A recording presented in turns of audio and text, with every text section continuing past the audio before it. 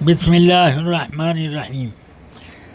جانور تول کر کے بیچنے کا 3 رواج مجھ کو معلوم ہوا۔ ان میں سے 2 ناجائز و حرام ہیں، 1 جائز۔ اب جو جائز ہے پہلے اس کو بتا دیتا ہوں کہ اگر یہ آپس میں طے ہوا کہ میں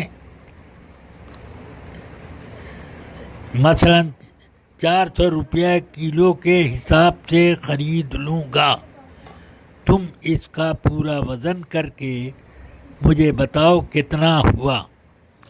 پھر اس کے بعد اس نے کہا کہ ٹھیک ہے میں اتنے میں خریدتا ہوں، اور اس نے بیچ دیا، تب یہ بیع بالکل جائز ہے۔ لیکن اگر یوں کہا کہ میں 400 روپے کے اعتبار سے 400 فی کلو کے اعتبار سے اس پورے جانور کو میں نے خریدا، اس نے کہا کہ میں نے بیچا، تو یہ بیع ناجائز ہوئی، کیونکہ جب خریدا اور بیچا اس وقت نہ دام معلوم ہوا کہ کتنا ہوا ٹوٹل، اور نہ یہ کہ مبیع معلوم ہوئی کہ کتنی وزن دار۔ اب بعد میں وہ وزن کر رہے ہیں اور ٹوٹل کر کے اب دام لین دین کر رہے ہیں، تو یہ بیع مجہول ان مجہول ہوئی ہے، اس وجہ سے یہ ناجائز۔ ہاں، اگر بھاؤ طے کرتے وقت یہ کہا کہ 400 کے حساب سے ہے، اور جب خریداری کرنی تھی پورے جانور کو وزن کر کے 400 کے حساب سے اس نے کہا کہ بیچتا ہوں، اور انہوں نے کہا میں خریدتا ہوں، ٹوٹل یہ ہے، تو یہ جائز ہے۔